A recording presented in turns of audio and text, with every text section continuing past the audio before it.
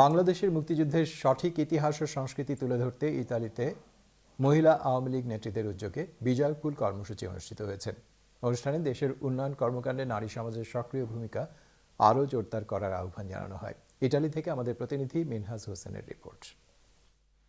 বিজয় ফুল কর্মসূচি অনুষ্ঠানে অতিথি হিসাবে উপস্থিত ছিলেন ইতালি প্রবাসী বাংলাদেশ কমিউনিটির প্রবীণ ব্যক্তিত্ব বীর মুক্তিযোদ্ধা লুৎফুর রহমান, ইতালি আওয়ামী লীগের সাধারণ সম্পাদক হাসান ইকবাল, সহসভাপতি হাবিব চৌধুরী, হাদিউল ইসলাম, ইতালি মহিলা আওয়ামী লীগের সাবেক সাধারণ সম্পাদক ও ইতালি আওয়ামী লীগের সহসভাপতি নয়না আহমেদ, সহসভাপতি জহিরুল ইসলাম, ইউসুফ ভুইয়া ও যুগ্ম সাধারণ সম্পাদক শেখ মামুন, এলিন আহমেদ মিটু, মহিলা বিষয়ক সম্পাদক মাহবুবা চৌধুরী, বিজ্ঞান ও প্রযুক্তি বিষয়ক সম্পাদক শাহিন আক্তার রিনা, রোম মহানগরের আহ্বায়ক খলিল বন্দুকশী, মহিলা আওয়ামী লীগের কোষাধ্যক্ষ ফরিদা রহমান, দপ্তর সম্পাদক ইফরুজা খানম, লাভলি বেগম সহ মহিলা আওয়ামী লীগ, যুবলীগ, রোম মহানগর শ্রমিক লীগ ও ইতালি আওয়ামী লীগের সংগঠনের বিভিন্ন পর্যায়ের নেতৃবৃন্দ।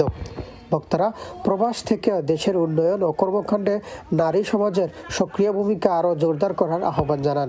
বিজয়ের যে অংশগ্রহণ তারা করে আজকে প্রবাসীদের মাঝে আমাদের বাংলাদেশের সম্বন্ধে ইতিহাসটা তারা তুলে ধরেছেন।